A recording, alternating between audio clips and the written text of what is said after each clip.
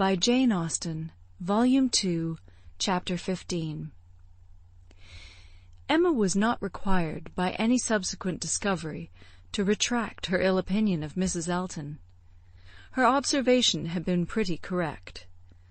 Such as Mrs. Elton appeared to her on this second interview, such she appeared whenever they met again, self-important, presuming, familiar, ignorant, and ill-bred. She had a little beauty and a little accomplishment, but so little judgment that she thought herself coming with superior knowledge of the world to enliven and improve a country neighbourhood, and conceived Miss Hawkins to have held such a place in society as Mrs. Elton's consequence only could surpass. There was no reason to suppose Mr. Elton thought it all differently from his wife. He seemed not merely happy with her, but proud.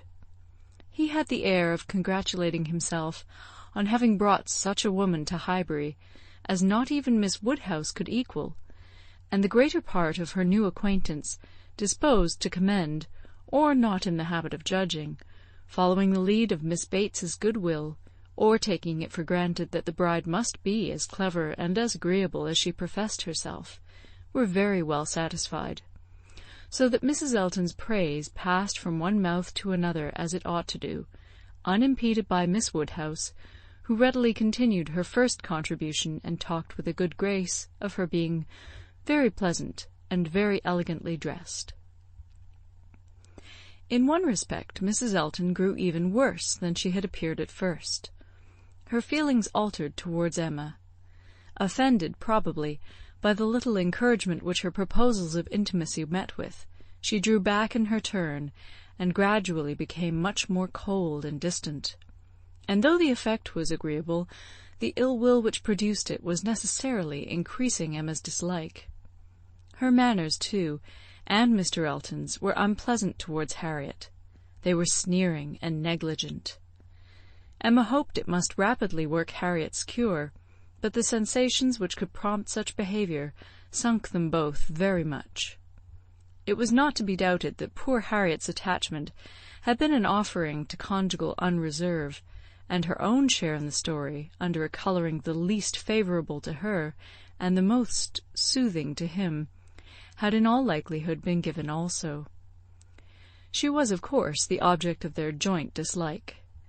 When they had nothing else to say, it must be always easy to begin abusing Miss Woodhouse, and the enmity which they dared not show in open disrespect to her found a broader vent in contemptuous treatment of Harriet. Mrs. Elton took a great fancy to Jane Fairfax, and from the first. Not merely when a state of warfare with one young lady might be supposed to recommend the other, but from the very first, and she was not satisfied with expressing a natural and reasonable admiration, but without solicitation, or plea, or privilege, she must be wanting to assist and befriend her. Before Emma had forfeited her confidence, and about the third time of their meeting, she heard all Mrs. Elton's knight-errantry on the subject. "Jane Fairfax is absolutely charming, Miss Woodhouse. I quite rave about Jane Fairfax. A sweet, interesting creature. So mild and ladylike, and with such talents. I assure you, I think she has very extraordinary talents. I do not scruple to say that she plays extremely well. I know enough of music to speak decidedly on that point. Oh, she is absolutely charming. You will laugh at my warmth, but upon my word I talk of nothing but Jane Fairfax. And her situation is so calculated to affect one. Miss Woodhouse, we must exert ourselves and endeavour to do something for her. We must bring her forward. Such talent as hers must not be suffered to remain unknown. I dare say you have heard those charming lines of the poet, 'Full many a flower is born to blush unseen, and waste its fragrance on the desert air.' We must not allow them to be verified in sweet Jane Fairfax." "I cannot think there is any danger of it," was Emma's calm answer, "and when you are better acquainted with Miss Fairfax's situation, and understand what her home has been with Colonel and Mrs. Campbell, I have no idea that you will suppose her talents can be unknown." "Oh, but dear Miss Woodhouse! She is now in such retirement, such obscurity, so thrown away. Whatever advantages she may have enjoyed with the Campbells are so palpably at an end. And I think she feels it. I am sure she does. She is very timid and silent. One can see that she feels the want of encouragement. I like her the better for it. I must confess it is a recommendation to me. I am a great advocate for timidity, and I am sure one does not often meet with it. But in those who are at all inferior it is extremely prepossessing. Oh, I assure you, Jane Fairfax is a very delightful character, and interests me more than I can express." "You appear to feel a great deal. But I am not aware how you, or any of Miss Fairfax's acquaintance here, any of those who have known her longer than yourself, can show her any other attention than—" "My dear Miss Woodhouse, a vast deal may be done by those who dare to act. You and I need not be afraid. If we set the example, many will follow it as far as they can, though all have not our situations. We have carriages to fetch and convey her home, and we live in a style which could not make the addition of Jane Fairfax at any time the least inconvenient. I should be extremely displeased if Wright were to send us up such a dinner as could make me regret having asked more than Jane Fairfax to partake of it. I have no idea of that sort of thing. It is not likely that I should, considering what I have been used to. My greatest danger, perhaps, in housekeeping may be quite the other way, in doing too much, and being too careless of expense. Maple Grove will probably be my model more than it ought to be, for we do not at all affect to equal my brother Mr. Suckling in income. However, my resolution is taken as to noticing Jane Fairfax. I shall certainly have her very often at my house, shall introduce her wherever I can, shall have musical parties to draw out her talents, and shall be constantly on the watch for an eligible situation. My acquaintance is so very extensive that I have little doubt of hearing of something to suit her shortly. I shall introduce her, of course, very particularly to my brother and sister when they come to us.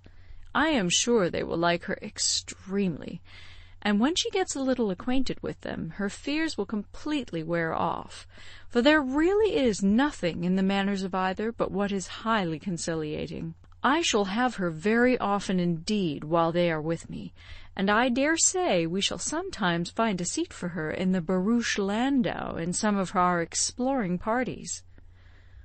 "Poor Jane Fairfax," thought Emma, "you have not deserved this.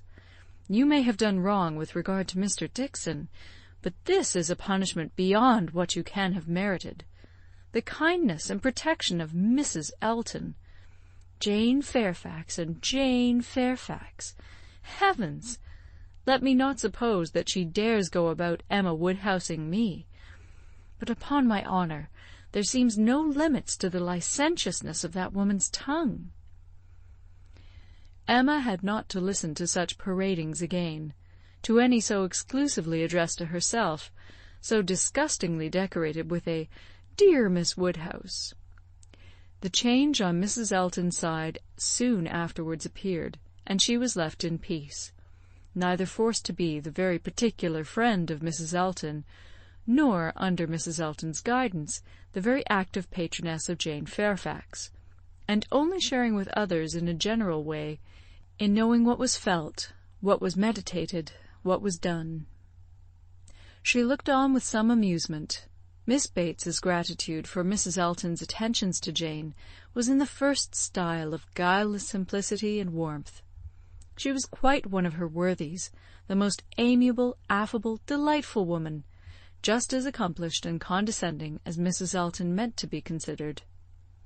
Emma's only surprise was that Jane Fairfax should accept those attentions and tolerate Mrs. Elton as she seemed to do. She heard of her walking with the Eltons, sitting with the Eltons, spending a day with the Eltons. This was astonishing. She could not have believed it possible that the taste or the pride of Miss Fairfax could endure such society and friendship as the vicarage had to offer. "She is a riddle, quite a riddle," said she.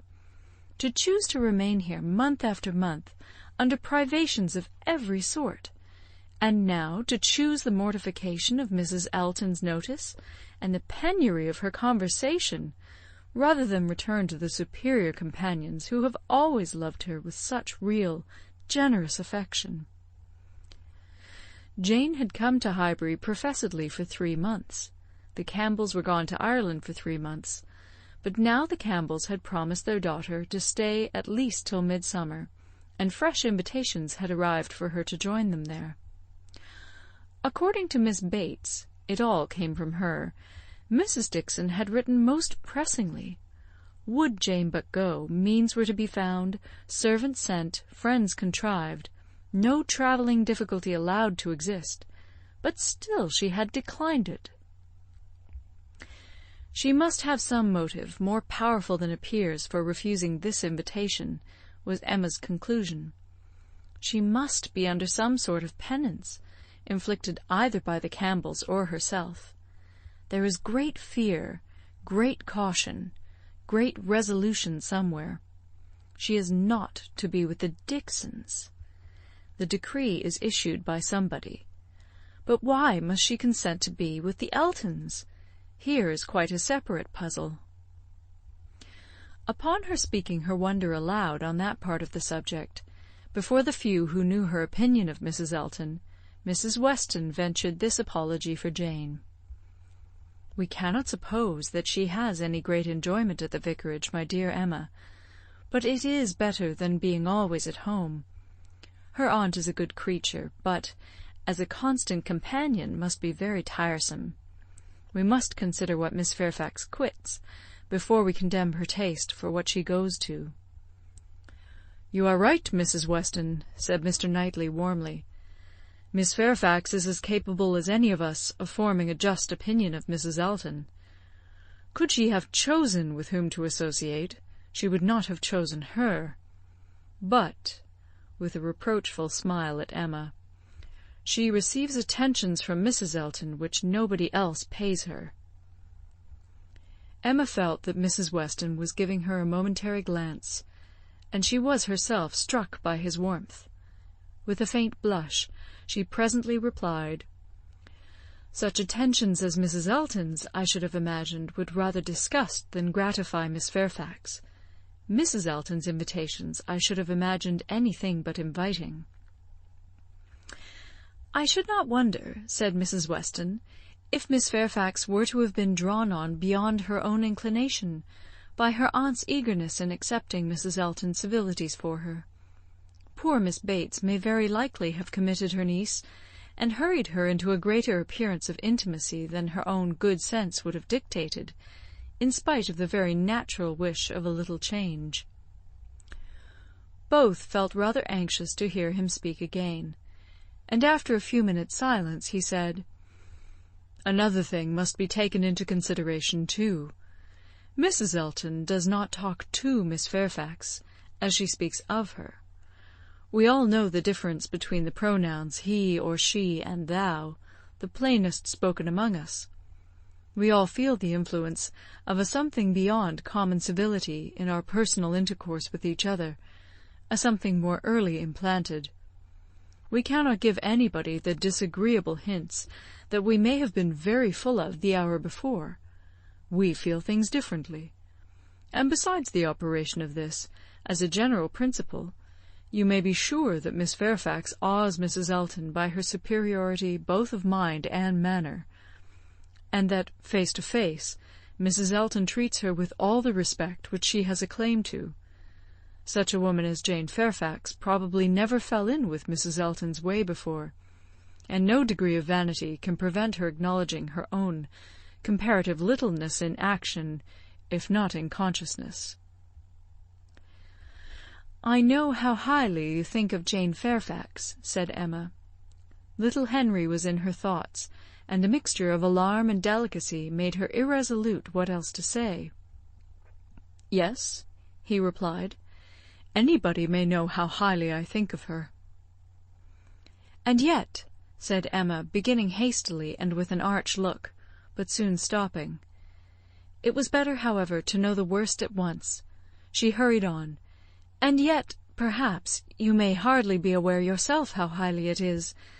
The extent of your admiration may take you by surprise some day or other." Mr. Knightley was hard at work upon the lower buttons of his thick leather gaiters, and either the exertion of getting them together, or some other cause, brought the colour into his face as he answered, "Oh, are you there? But you are miserably behindhand. Mr. Cole gave me a hint of it 6 weeks ago." He stopped. Emma felt her foot pressed by Mrs. Weston, and did not herself know what to think. In a moment he went on, "That will never be, however, I can assure you. Miss Fairfax, I dare say, would not have me if I were to ask her, and I am very sure I shall never ask her." Emma returned her friend's pressure with interest, and was pleased enough to exclaim, "You are not vain, Mr. Knightley, I will say that for you." He seemed hardly to hear her. He was thoughtful, and in a manner which showed him not pleased, soon afterwards said, "So you have been settling that I should marry Jane Fairfax?" "No, indeed I have not.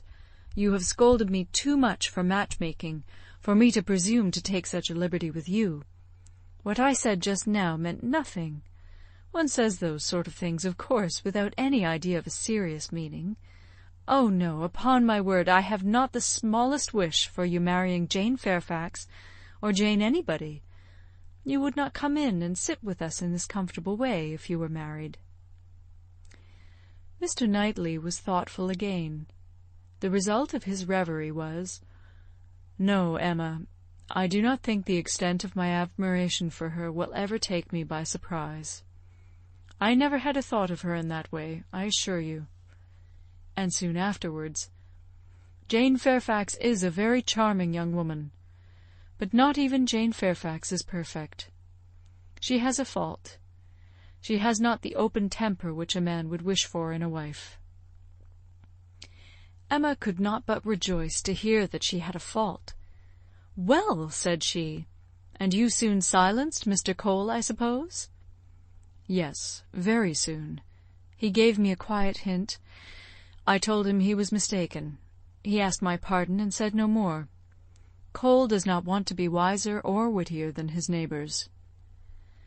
"In that respect how unlike dear Mrs. Elton, who wants to be wiser and wittier than all the world!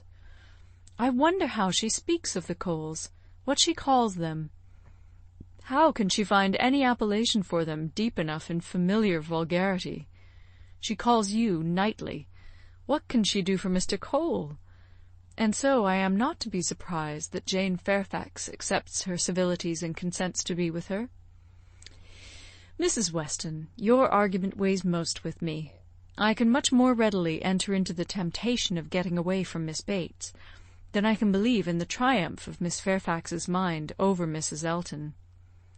I have no faith in Mrs. Elton's acknowledging herself the inferior in thought, word, or deed, or in her being under any restraint beyond her own scanty rule of good breeding. I cannot imagine that she will not be continually insulting her visitor with praise, encouragement, and offers of service, that she will not be continually detailing her magnificent intentions, from the procuring her a permanent situation to the including her in those delightful exploring parties which are to take place in the barouche landau. "Jane Fairfax has feeling," said Mr. Knightley. "I do not accuse her of want of feeling. Her sensibilities, I suspect, are strong, and her temper excellent in its power of forbearance, patience, self-control. But it wants openness. She is reserved, more reserved, I think, than she used to be, and I love an open temper. No, till Cole alluded to my supposed attachment, it had never entered my head. I saw Jane Fairfax, and conversed with her, with admiration and pleasure always, but with no thought beyond."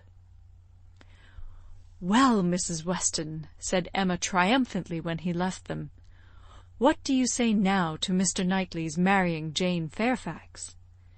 "Why, really, dear Emma, I say that he is so very much occupied by the idea of not being in love with her, that I should not wonder if it were to end in his being so at last. Do not beat me." End of chapter 15. Recorded in Toronto, Ontario, by Moira Fogarty, November 2009.